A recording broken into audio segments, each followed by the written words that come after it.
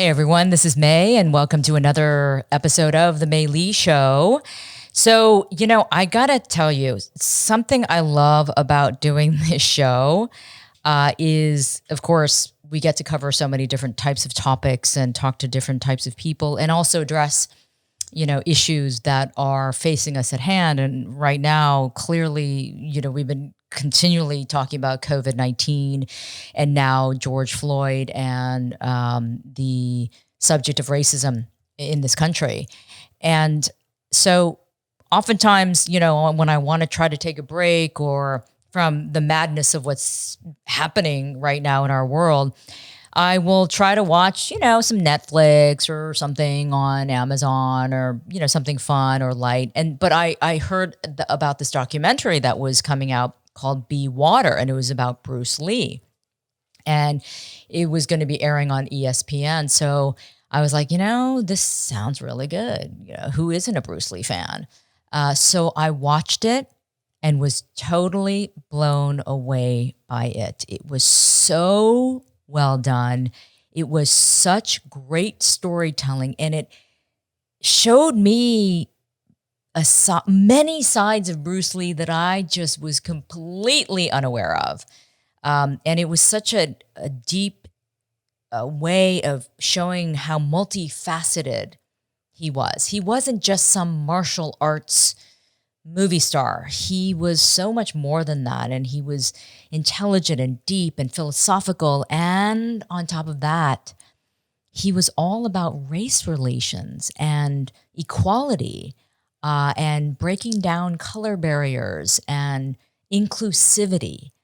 The documentary just came out at just the most unbelievable time because of what we're living through right now. So what I love about having the show is that I said, I want to talk to the director of this documentary, Bao Nguyen. And so we contacted him and he graciously agreed to come on the show to talk about this documentary. So I'm so excited. Bao has said yes, and he is doing a lot of press because of this documentary. But he said yes to coming on the show. And, this is a guy who's made many other documentaries, but this one it's really special. So let me welcome Bao to the show. Bao, welcome to the show. I'm so glad to meet you this way. Thank you so much for having me. Sorry we're not meeting in person, but I guess this is like the new way to meet someone, right? For the time being, but hopefully we will meet face-to-face at some point. Yes. But listen, Bao, I was blown away by the documentary, Be Water. I'm a Bruce Lee fan like so many people are, but I don't think I ever invested enough time to really know about him beyond his movies, right? I couldn't believe how little I knew about Bruce Lee before I watched this documentary. Tell me what inspired you to do this documentary and such a in-depth story about him? I think for the same reason that you were just talking about, we think we know a lot about Bruce Lee. We know obviously everyone knows the name Bruce Lee. Wherever you go in the world, you say Bruce Lee, or people, as an Asian American male, people will just go up to me and say Bruce Lee. Yeah, totally. We don't speak the same language, so they'll just say Bruce Lee right randomly. So yeah, his name definitely resonates. But I found that no one really knows the story, the human story behind the icon, behind the myth, and I think for us to really aspire to be like our heroes, to be like our icons, if we want to be kind of icons, we have to know them for all their vulnerabilities, all their struggles, and all their kind of fears in a way. And I mean, there's a whole lot of reasons I wanted to make the film. That was definitely one of them. Another reason I wanted to make the film is that I just felt like I wanted to know more about, like, particularly his struggles in the 1960s, being an Asian American male in Hollywood, because as we know, it's already difficult today to be, a person of color working in the industry, especially on camera. Right. And to be this, an Asian American male in the 60s meant he had to go up against so many forms of discrimination, forms of prejudice. it was just the boiling up point of the Vietnam War. Right. 10 years earlier was the Korean War. And then 2 decades earlier was the end of World War II, where the Japanese were the enemy. So in America, for many people, the face of the Asian American male was very much the face of the enemy. Right. And I guess it's a bit timely with what's going on with COVID as well, and how much anti-Asian racism is happening all around our country, all around the world, really.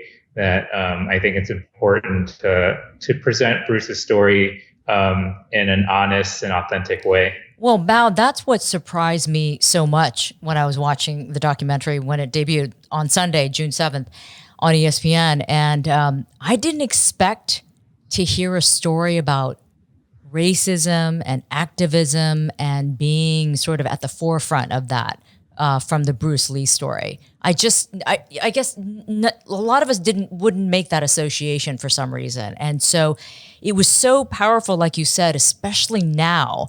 I mean, you didn't plan, obviously, that the documentary would hit right now when we're at the height of COVID, xenophobia, and then George Floyd.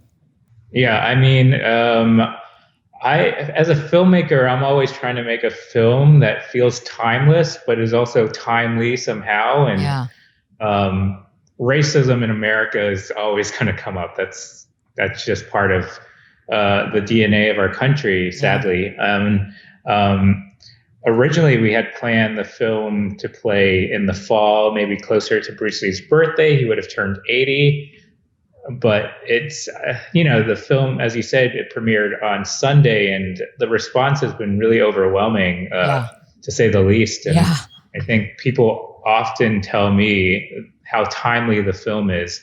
And because for me, it's like I made this film. I'm not trying to make it come out at a certain time. I wanted to make it timeless. But when other people tell me how timely it is, then I'm glad it resonates, and it can serve as, there's many different things I think people can take away when they're relating it to today's moment. Just like what I was talking about in terms of like representation of Asian Americans, in terms of positive portrayals of the Asian American community.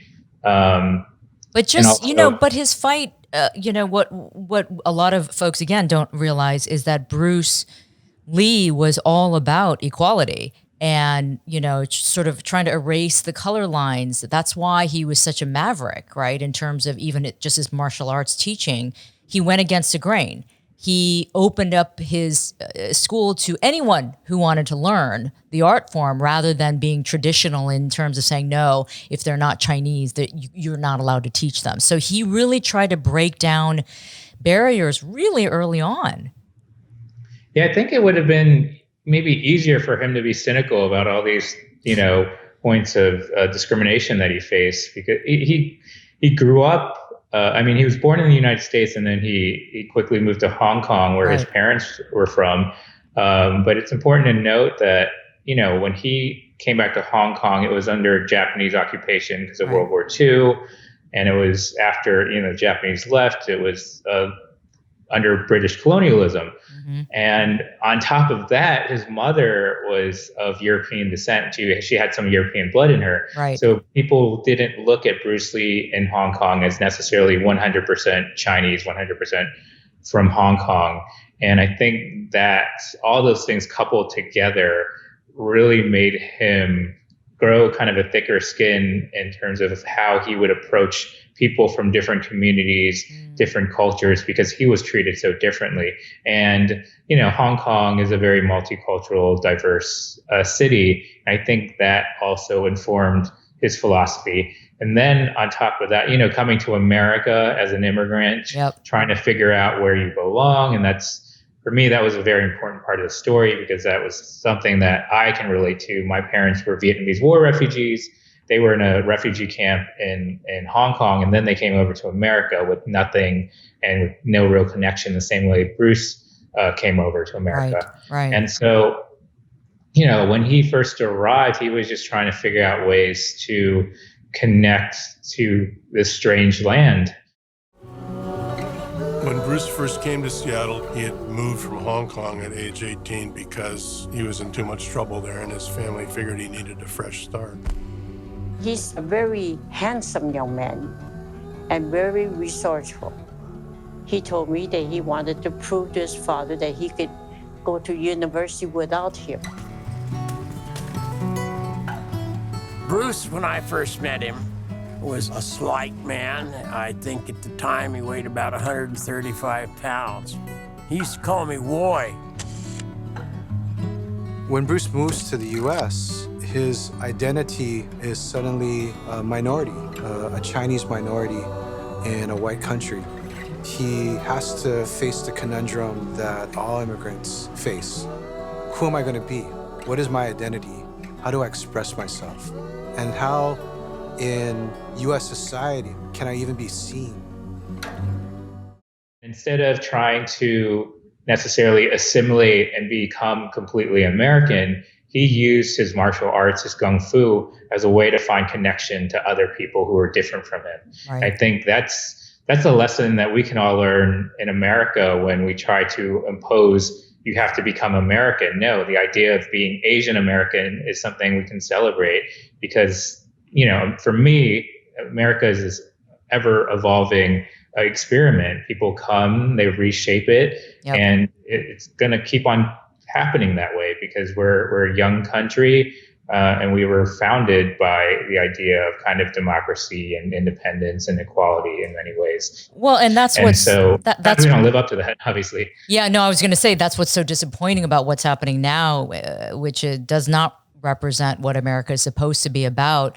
This is supposed to be the country of opportunity, diversity, and variety, and yet we're being, sadly reminded that there is still this feeling of, this majority, this supremacy, and there's this hierarchy of race. And we're still being made to feel like we don't completely belong. And again, watching this documentary, it made me both happy because of all, what he represented, but also broke my heart because I thought, wow, that was back in the 60s. Not much has changed. In a cynical way, I was looking at it as, wow, gosh, if you look at it in one way, not much has changed in that time. And so I'm wondering in the process of making this film and now watching what's happening in this country and around the world, what are your thoughts about that? Do you have that sort of feeling of, boy, that it's a little disappointing? Or do you still have hope here? I mean, it's definitely disappointing because I can understand why people don't have hope because it's been repeating itself over and over again. And every time someone gets a little hope, then an incident like, Breonna Taylor happens or George Floyd. And I hope this moment is a little different. It seems to be different for, I think, a variety of reasons. And one is, I shouldn't say after COVID because we're still in it. Yeah. In COVID. Yeah. But for many people, they were stuck at home for a long time, for a couple months. And I think, especially Black and Brown communities, they've been affected the most by COVID. Yep. And I think they've just been waiting they've been kind of suppressing a lot of the emotions that they felt. They haven't really had time to grieve. And when they have time to grieve, something like George Floyd happens, it just comes out in anger, and it should come out in anger. I think it's warranted. And so, the moment's different because of that, because people are so ready to just speak out and scream at the top of their lungs. Right. And I think that's why you see so many people out there of all different races, creeds, genders. And I think that helps in making a different moment here from past movements. Yeah. And it seems like people are saying it feels different this time. Yeah. Because it is such a galvanizing moment that is bringing all communities together rather than it's still being a segmented fight, right? And that's hopefully what's going to incite, permanent change, right? It's not a moment, it's a movement, and then now we have to sustain it. So comparing that to the Bruce Lee story, what broke my heart was that even though Bruce Lee had these intentions of trying to be, sort of more open-minded. And he was very philosophical about a lot of things, very insightful, very deep. And that's the other thing I learned about him through your documentary, is that he was such a deep thinker and that he really studied everything so carefully. So he was not just some martial arts guy. He was definitely had much more substance than that. And I think that's probably why he wanted to maybe incite change through the work that he was doing. Unfortunately, he was trying to do it during the 60s when people weren't ready for that. Exactly. Maybe he wasn't of the right time, but at the same, I would say that we think of Bruce Lee as such a teacher, right? A teacher of philosophy, a teacher of martial arts. I think what I gathered, and I think what we can gather in this moment and use as kind of as a teachable moment from the film, is how much of a student he was of the people that he met. Yeah. Of when he first arrived into America, he met Jesse Glover, who was his first student, an African American man who was actually a victim of police brutality. And because Jesse wanted to defend himself against future incidents, that's why he sought out self-defense, sought out martial arts. Right. And I think that motivation for Jesse informed Bruce of like what it meant to be different in America, and how you shouldn't judge people from what they look like or where they came from. Also, Amy Sambo, his first girlfriend in America, which she's never actually spoken on film ever about her relationship with Bruce Lee. And we were lucky enough to talk to her. And she really taught him, again, the idea of what it meant to be Asian American. Right. I think that was also very formative for him, because he had just come from Hong Kong. He's trying to assimilate to America, but he didn't understand what it meant to kind of blend those two, synthesize those two ideas. And her coming from, she was in the internment camps during World War II. Mm-hmm. She had a strong sense of identity. And I think that was important for him to build that Asian American identity, even though he didn't want other people to see him either as Asian or American. I think internally for people, to have that self identity, a strong sense of self, strong sense of identity internally, it's really important of how you carry yourself and how you approach people. And then finally, Kareem Abdul-Jabbar, who, was obviously still speaking out against, racial inequity and police brutality. He was always teaching Bruce about what books to read in terms of the civil rights movement, in terms of Black liberation. And, you can see Bruce's education through the people that he met and how he, in a way, formed allyship with communities of color, of marginalized communities. I think that's an important lesson we can learn today, especially as Asian Americans, about how we can be allies to the African American community, since they've really paved the way with civil rights in helping us get our own civil rights.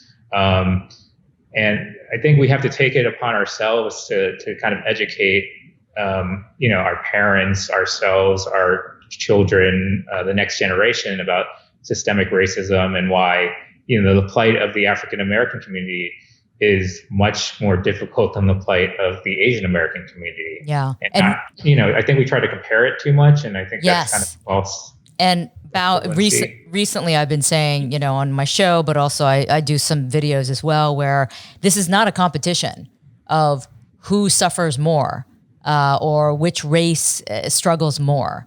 Racism is, it's definitely, it doesn't discern between races. It's just ugly, right? So therefore we have to recognize the different battles that communities fight, and we have to do it together.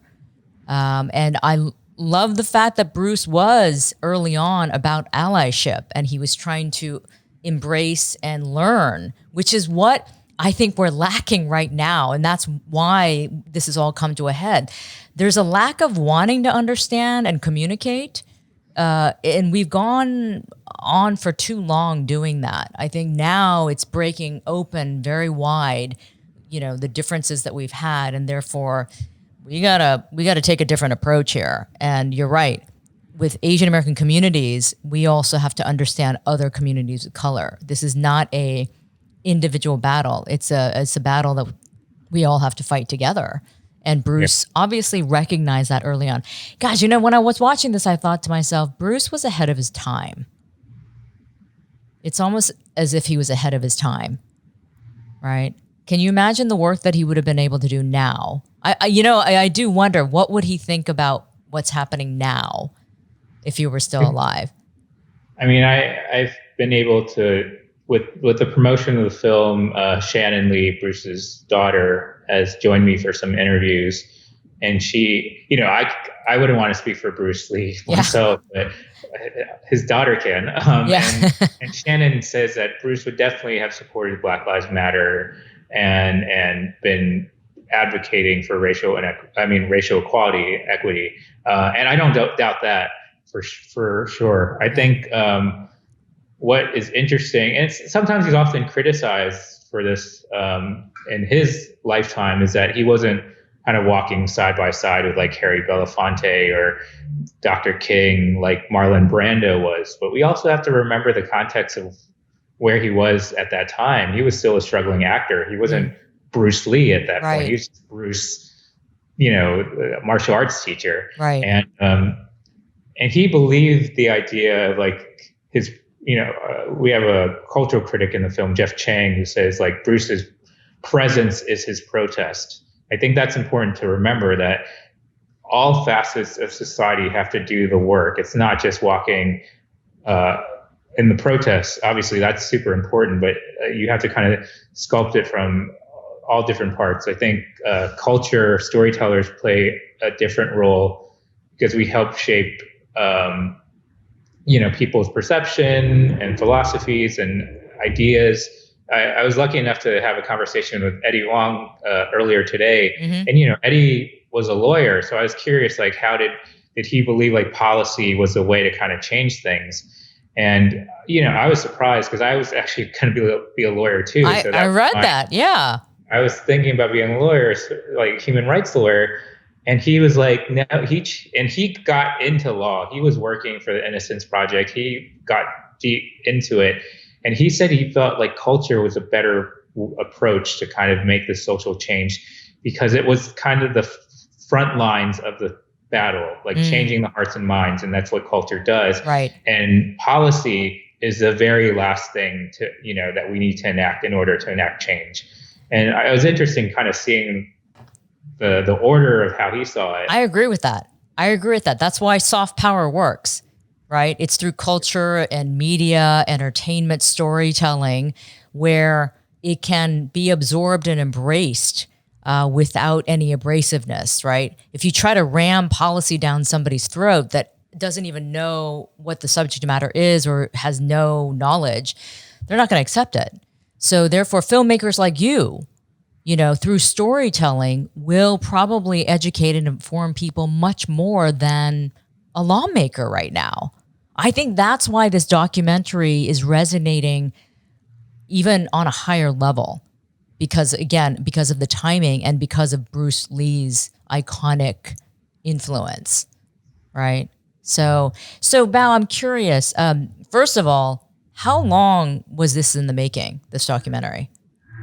It was from conception to like the premiere at Sundance. Or actually just the broadcast this past Sunday. It's been about 5 years. Wow. Yeah. I mean, I was working on other projects at the same time, but doing like kind of research, development, trying to find the right broadcaster was like 2.5, 3 years. Oh, geez. And then about 2 years ago, ESPN came on board with the film. Okay. And, you obviously had the blessing of the Lee family, and that's why you were able to dive into their family archives, right? Because you have the documentary has amazing archival footage of Bruce, and then also his letters, those beautifully written letters.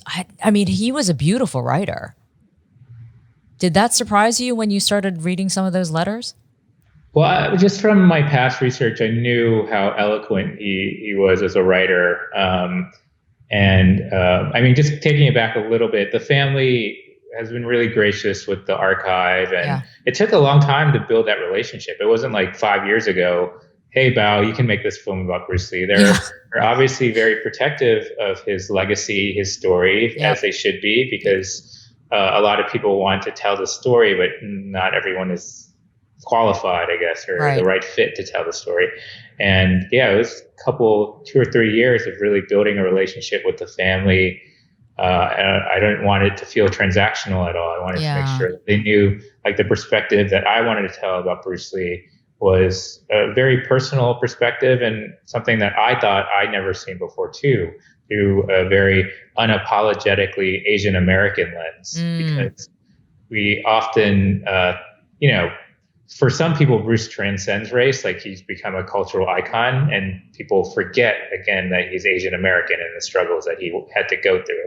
But going back to your original question, I mean, the family has been great. I've been kind of like, they gave me access to the archive.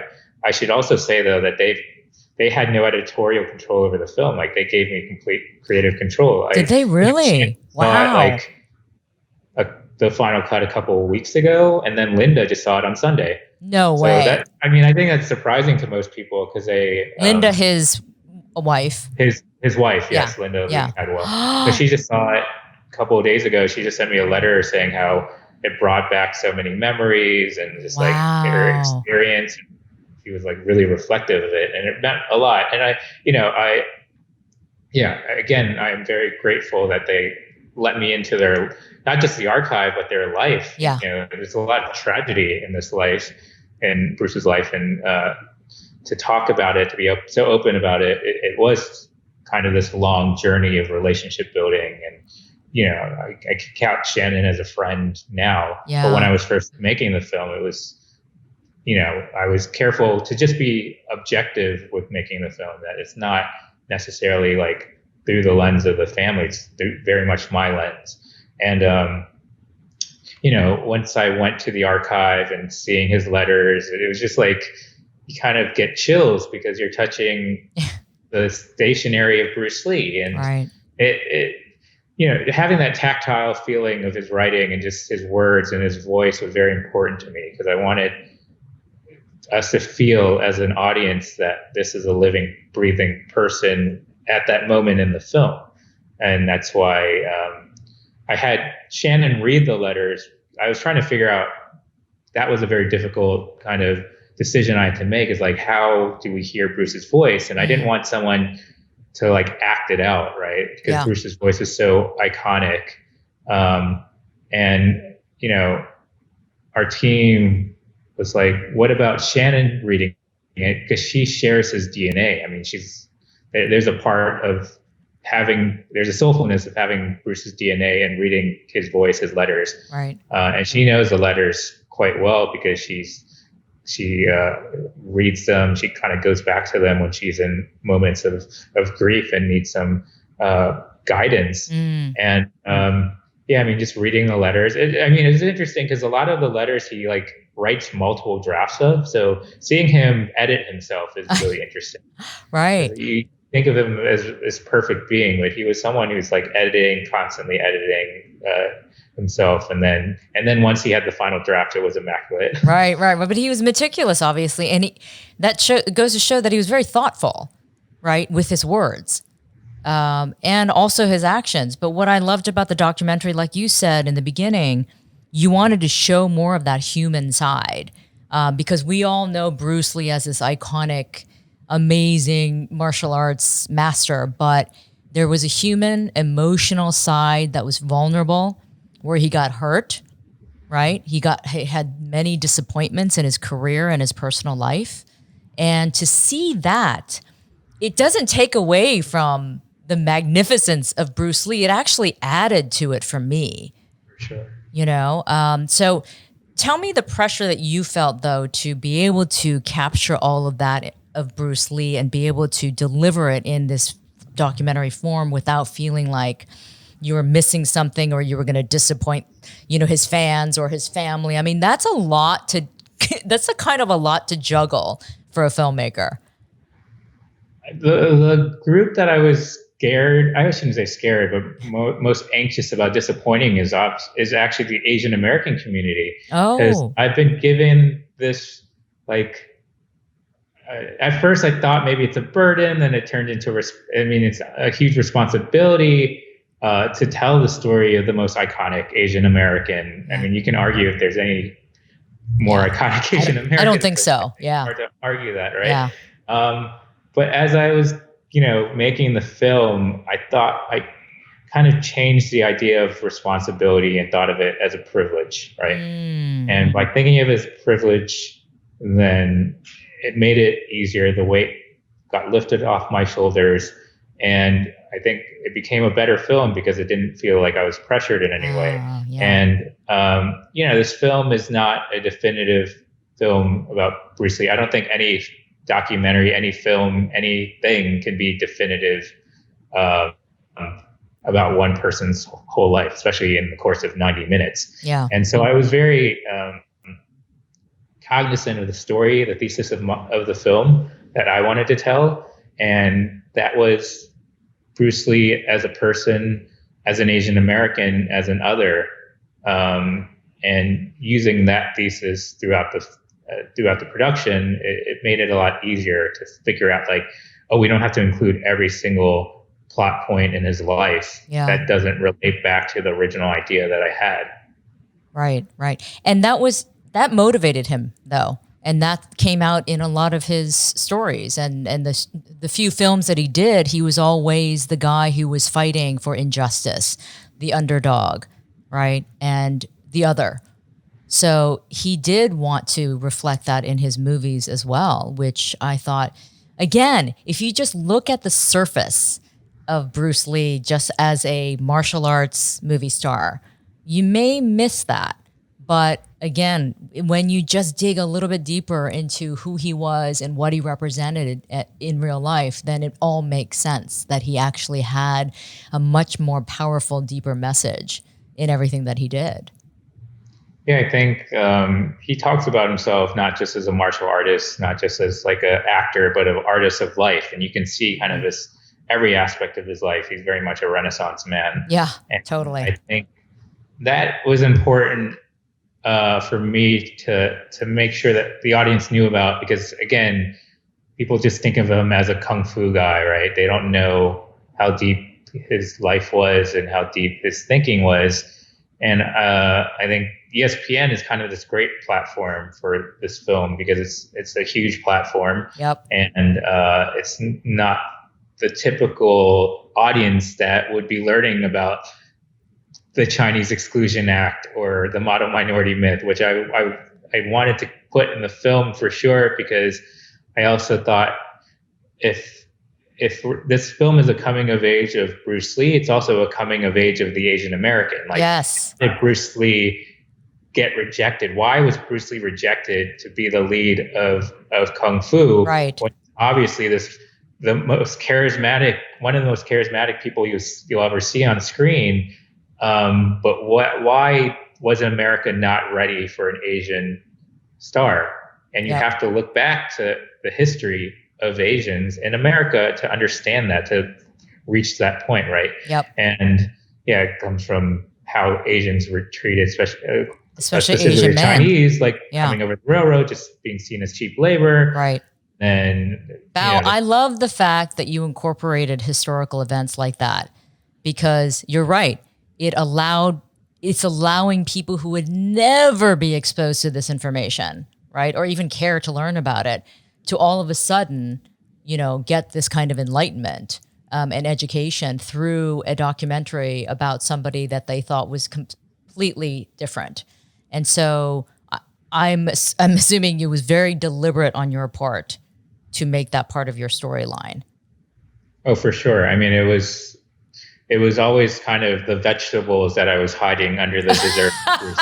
I say. I love it. People would be attracted to the Bruce Lee story, but they wouldn't necessarily go out and watch a film about the Chinese Exclusion Act. Totally not. Yeah. I was like, I'm going to take this opportunity to educate as much as I can. That's awesome. I think it's important. I'm so proud of you for doing that, because I think it's, again, especially now, given the state of affairs and given what's happened to Asians here and around the world due to COVID, I think it's really important to try to, expand that knowledge base a little bit. So let me ask you a personal question then. You obviously have been a Bruce Lee fan, your entire life, or else you wouldn't have even taken on a project like this. When was the first time you were exposed to Bruce Lee, and what kind of impact did he have on you? Well, I just remember I was born after he passed away, so I didn't get to see him when his films were playing in the movie theaters. Yeah. So I remember I was around 8 years old, and I wasn't used to seeing people that looked like me portrayed as a hero, as the leading man. And you grew up in Maryland, right? I grew up in Maryland, right outside Washington, D.C. Okay. And when I saw myself on screen, it was usually the villain or the bumbling servant or sidekick, never the lead. Right. And I remember seeing Enter the Dragon just while I was kind of switching channels, and just seeing someone that looked like me that was playing the hero, and it just blew my mind. And since then, he's always been that symbol of representation, symbol of an strong Asian American. And but I didn't know who he was as a person. And going back to the motivation of why I wanted to make the film is that I wanted to know Bruce before he became Bruce Lee, you can say. Yeah, which you capture beautifully in the documentary. Let's just be honest. Bruce Lee, the reason why he's so popular just across all races and cultures is because he's so freaking cool, right? He was just a cool dude, and he had this swagger and this confidence that what I learned through the documentary, he kind of already had it as a kid. I didn't realize he acted as a child. See, I didn't even know that. And so he already had this sort of on-camera charisma, right? And so that was part of his allure. And again, for a guy who was of Chinese descent and in America in the 60s, but then, going back to Hong Kong to make his movies, it's still pretty incredible to me that he had such appeal across the board, right? Especially as an Asian male. Yeah, I think he was someone that was extraordinary, right? He's not a fluke. And as you said, I think his childhood experience as an actor, they called him, he would be basically the Macaulay Culkin of Hong Kong. But that experience, that performance art that he learned as an actor, a young actor, really carried to him later on. And he was also a dancer, right? I didn't include this specific because it's kind of like a pop-up video moment. I was like, okay, it's not really part of the story, but he was a cha-cha champion of Hong Kong before he went over to America. But you can tell, Amy talks about how he was a kinetic genius, right? And I thought that was a little more deeper than just saying, okay, he was a Hong Kong cha-cha champion. She was a dancer too. She was a pretty accomplished ballet dancer, and he would just copy her perfectly, just watch and copy right away. And that definitely takes some skill and talent. And he used that, and it carried on to him being an actor. And I think some people forget too, he did a lot of public demonstrations, public speaking. So that definitely helps your acting ability and confidence, clearly. For sure. Yeah. Yeah. Wait, so Bao, now you just made me think about a clip in the movie. Was it him doing those jumps it looked like a studio, but it looked like a ballet dancer doing these twirls? So there's a audience member later after after the big boss who says talking about Bruce, just his body movement resembles a dancer Nurov. So that's the Russian dancer. Okay. So we just intercut it. So it's just kind of a subliminal Well, no, message. you know why it made me think when I saw that, And then I thought about Bruce Lee's movements as a martial artist. I thought, wow, he is like a dancer. He does move like a ballet dancer because he's so graceful and powerful at the same time, right? And so he actually, I'm not surprised he was a good dancer because of his movement. It reminds me of like he's a combination of Fred Astaire and Gene Kelly, the strength, but then the grace of those two dancers.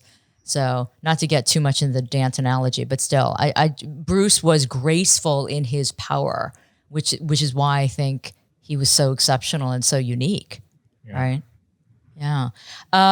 So with all the folks that you interviewed in this documentary, you know, I loved hearing all of these different voices. Was it hard to track these people down, and were they all happy to talk to you, or were they a little bit reluctant? I mean, what was that like in terms of getting all those different voices? It was pretty difficult because a lot of people are in their late 70s, 80s, and they've been speaking about Bruce Lee for probably half their life. Yeah. People always ask them, "Oh, you knew Bruce Lee? Tell me this, tell me that." Right. And I think they just want to live their own lives. Don't want to have to recite all these stories. But I think the lens that I tried to present Bruce Lee's story in with this film is different from the lens that they're used to talking about. They're used to kind of having conversations that are like, "Oh, could Bruce Lee really beat up blah blah blah," or something like that, or "What's your favorite Bruce Lee film?" And my questions, and this is what a lot of them said, it's like, "Oh, no one has ever asked me that question about Bruce," and I took that with a lot of pride, I guess. Yeah. And I was, I mean, I made it hard on myself too, because for me, the film, as you can see, you don't see the talking head interviews until the very end credits. Yep. And the reason for that is I always wanted the audience, the viewer, to live in the moment that Bruce was living in. Always living in 1950s Hong Kong, 1960s America, or 1970s Hong Kong when he returns. Right. And so I always felt like jumping back to a modern day interview can be a bit jarring visually. I see. Okay. And so I was wondering about that. I was wondering why you did it that way. Yeah, that makes sense. Because of this, the questions that are asking them and the stories that I want is like, tell me what he said at this lunch that you had on, 50 years ago. And I wanted to be really precise and just really be in the present time. Right. And after a while, I realized you can't ask someone what they had for lunch and what Bruce Lee said 50 years ago. Right. I can hardly remember I've been doing press like all week. I don't remember what I talked about in the last interview. Exactly. So then it became much more about like an atmosphere, a mood of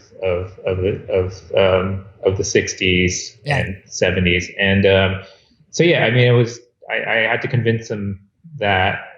And also, some people just don't have emails or cell phones because they're a little older. Oh. Knock on doors or do some old-fashioned landline calling and leave voicemails and just wait for people to call us back. So that was like a logistical difficulty. Okay.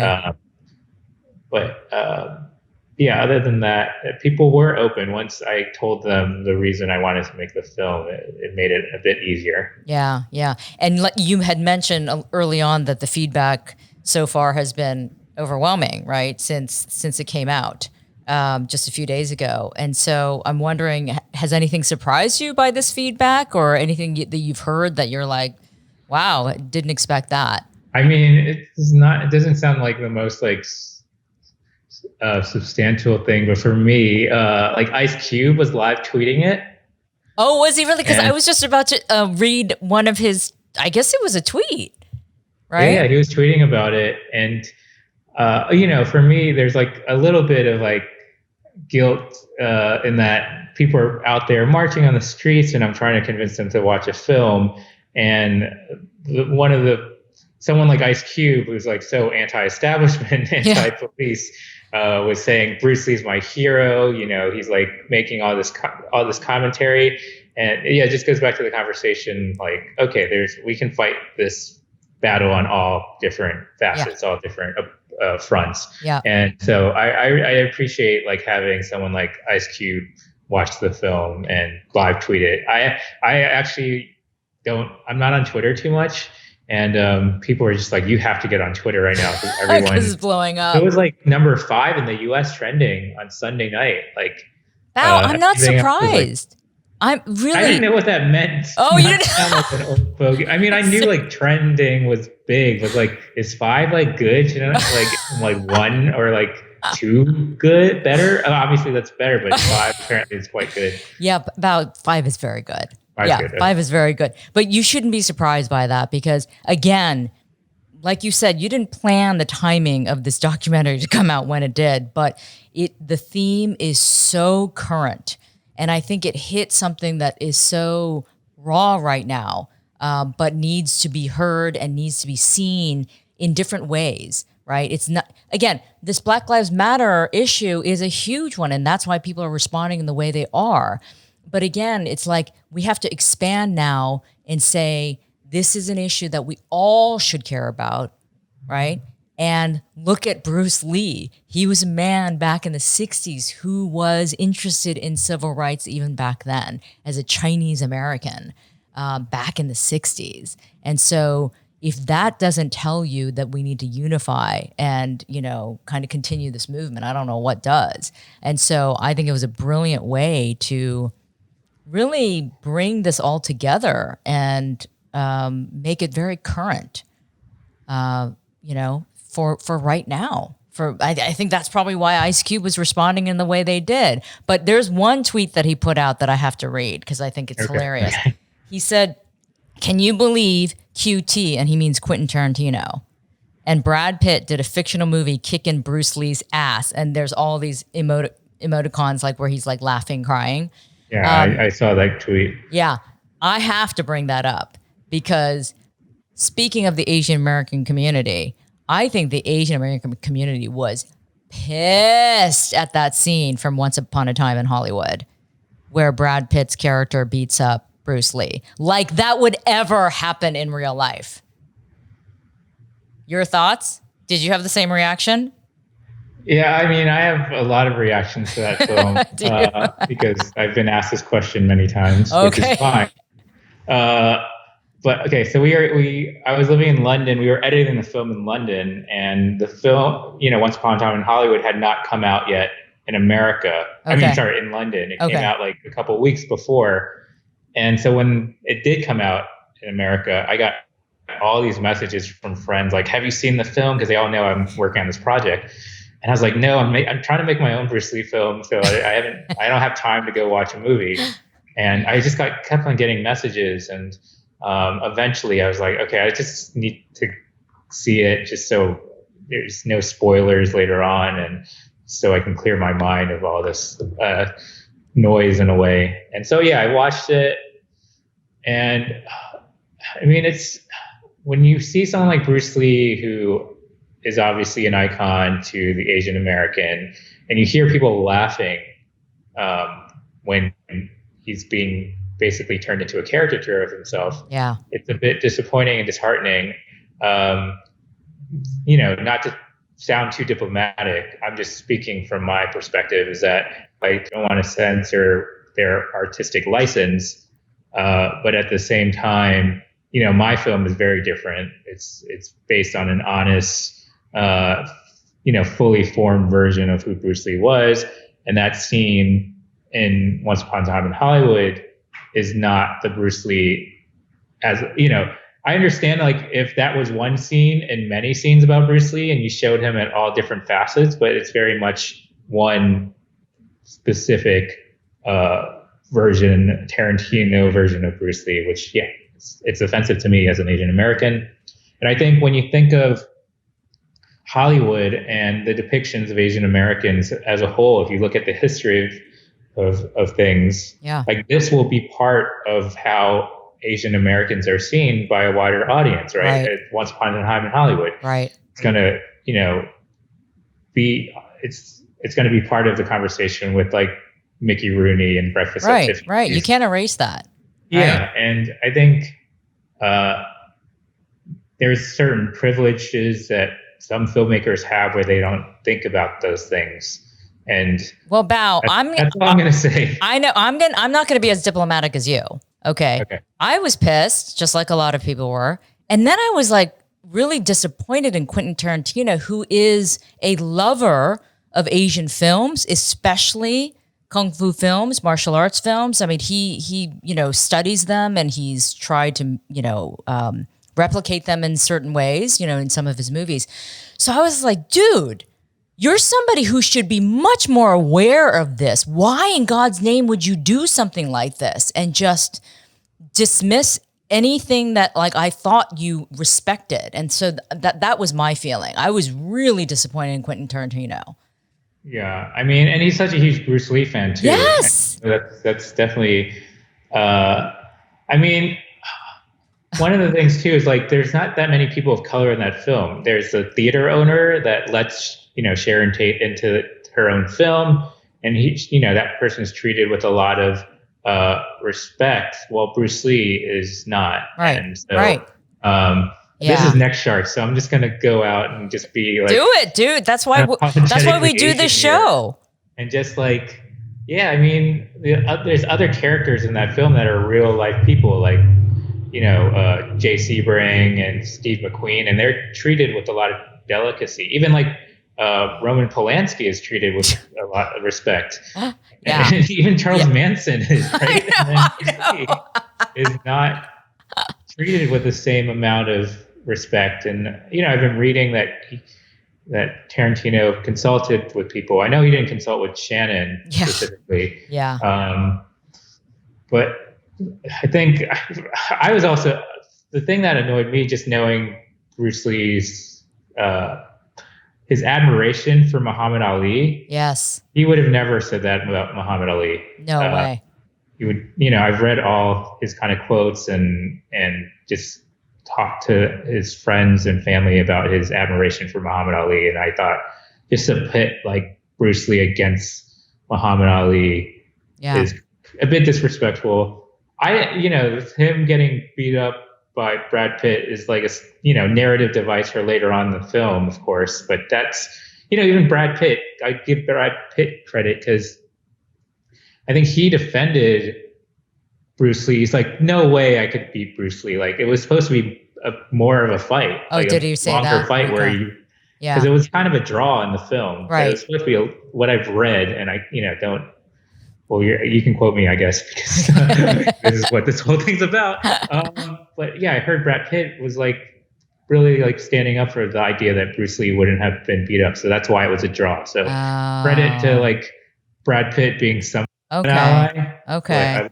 Yeah. But here's the thing about, it leads me to believe yet again, it's sort of reinforcement.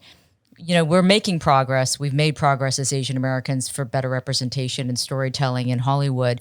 And yet, for some reason, like you're saying, all these other characters were respected in the movie, including Charles Manson, but the Asian guy doesn't get the respect. And so for some reason in Hollywood, I still feel like there's this notion that Asian American characters and Asian Americans on the whole can still be made fun of openly, can still be poked at, can still be, used as caricatures.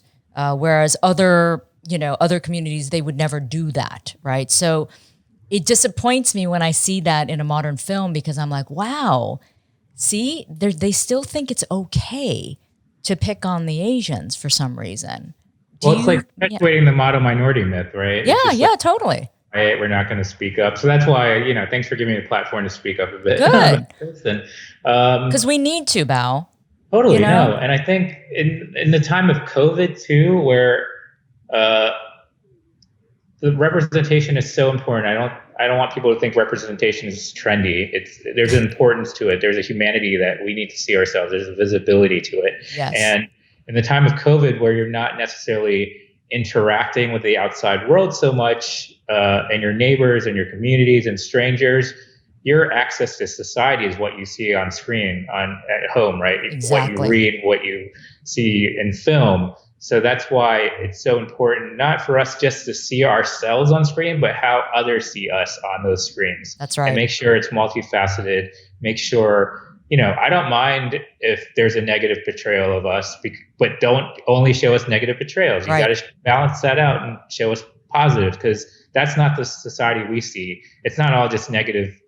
We're not all villains out there, right? Right. Asians aren't villains, and we're also not just like docile, and we're not just like scientists or mathematicians. We Exactly. are not a monolith. We are multifaceted, and that's I think what we have to push for in our community is that, okay, it's fine to show a negative portrayal, but make sure we have the opportunity to show other types of other versions of ourselves. Totally, right? Bao. I mean, that's all the more reason for storytellers like you to be able to control the narrative, right? We have to tell the stories from our viewpoint because it's us. I mean, these are our stories. This is our culture. This is our, ethnicity. We have to be able to tell those stories instead of having outsiders tell those stories inaccurately, right? And you're being very kind. You're right. Sure, there can be all these different stories, some negative, some negative portrayals, whatever, but don't let that be the only narrative out there. And so all the more reason for filmmakers like you to continue doing the work that you do. I know it ain't easy though. It can't be easy. You're still fighting an uphill battle. Do you feel like you're still fighting an uphill battle? No, for sure. I mean, us having this conversation, shows that it's still an issue. And until that conversation is like done with, like we're like, oh, what are you talking about? Diversity or inclusion? Like, exactly. Yeah. And I think there's obviously progress. I don't want to be cynical about like the progress that's been made, the inroads that have been made by people before us, by people like Bruce Lee, people like Anna May Wong, Lucy Liu, like the list goes on. We kind of stand on the weight, on their shoulders. Yes. But we can't just stop now. We got to keep on fighting. And I think we see it in terms of the racial makeup of executives and writers. That's really important because, as you said, like we need to be able to tell our own stories, not just be on screen and have someone else tell the story of the Asian American, but us writing our own story, owning our own story. Yep. And making the decisions. We need the guys and gals up at the top to be able to make those decisions about more diversity and better representation. Right now, as we all know, it's still majority, still a bunch of white guys making those decisions. So that's got to change clearly. But hopefully, with this continued advancement in terms of people like you, people in front of the camera, behind the camera, me and Neck Shark trying to do shows like this where we do continue the conversation and try to inform. And, again, I've always said we can't just talk to each other. It's like preaching to the choir.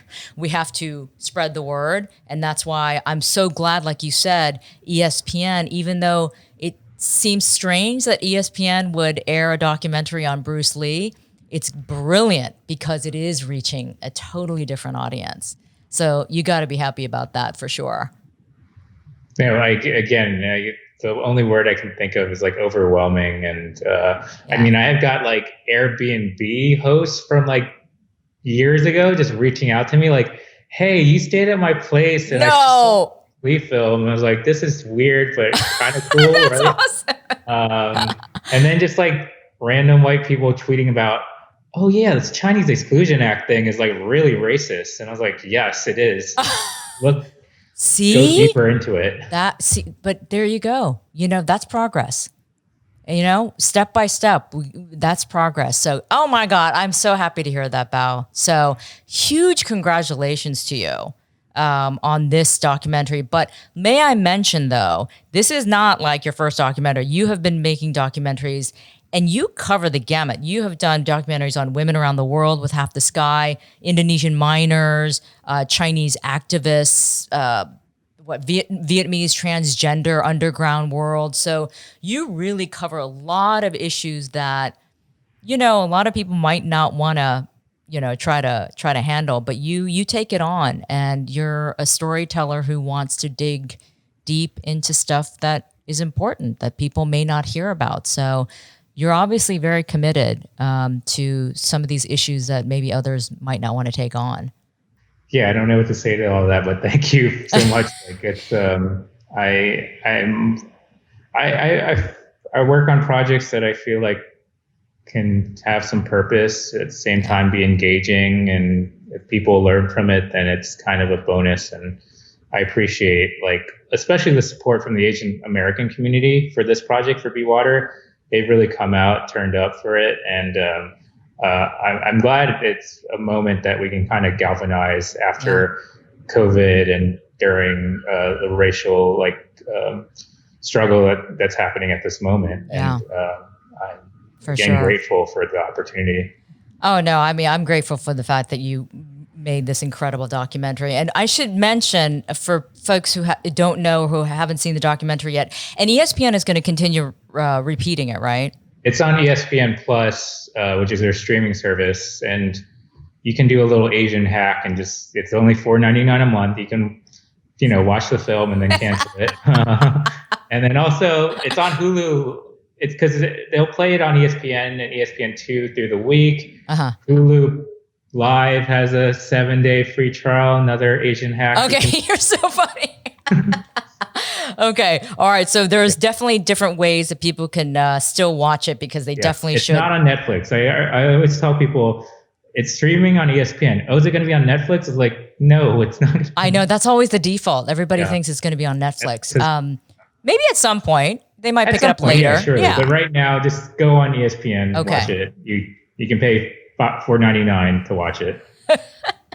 But listen, I'm going to end with this. It's called Be Water because of something that Bruce Lee would talk about. It was a metaphor for water, right? And he says, empty your mind, be formless, shapeless like water. You put water into a cup, it becomes the cup. You put water into a bottle, it becomes the bottle. You put it in a teapot, it becomes the teapot. Now water can flow or it can crash. Be water, my friend. And I just think that is a beautiful way to look at life and the power of water, that it can really, affect everything if it's used properly, right? It can get into anything and everything and change. So that's what we're hoping for, right? With discussions like this, with films like yours, and with movements like Black Lives Matter, we can see some hopefully positive change in the world, because we need it. God, we need it. So Bao, thank you. It was so great to speak with you. Beautiful documentary. Congratulations. And I look forward to much more from you. All right. Thank you so much, May. Thank you to Nick Shark, and please stay safe and healthy out there. You too. All right. We'll see ya. Okay. Bye. So listen, everyone, if you haven't watched Be Water yet, you need to run. Don't walk. Run to see it. And by running, I mean just running to your TV, because we're all still quarantined. So I'm not suggesting that you illegally download it or anything like that, but you could, like Bao was saying, maybe you could sign up for one of these services to watch the documentary. But don't wait. Honestly, it is so timely. The message is so powerful, and you will have a new, higher respect for Bruce Lee than you had before. Seriously, in so many ways. So I'm going to watch it again, actually. I loved it that much because there's so much more to absorb from watching it again. So I hope you enjoyed this interview with Bao Nguyen. What a talented guy. God, he's going to do so much more in this business, without a doubt. Mark my words. But I hope you enjoyed it. I certainly did. So stay in touch, all of you. Write in, let me know what's going on. Tell me what you want to see. Tell me who you want to hear from. And also share stories about what's going on with you. I do love hearing from you. I can't write back to all of you oftentimes, but I try. I do try to respond, but know that I appreciate it when you reach out. I really, really do. And I also appreciate all the support for the show. And, we've been working hard, but we're just going to keep working harder to bring you stories and to bring more awareness to our community and beyond, because I think that's important. We have to go beyond just what we know. We got to learn. You got to be lifelong learners. Okay. All right, everyone, take care, and I'll see you next time.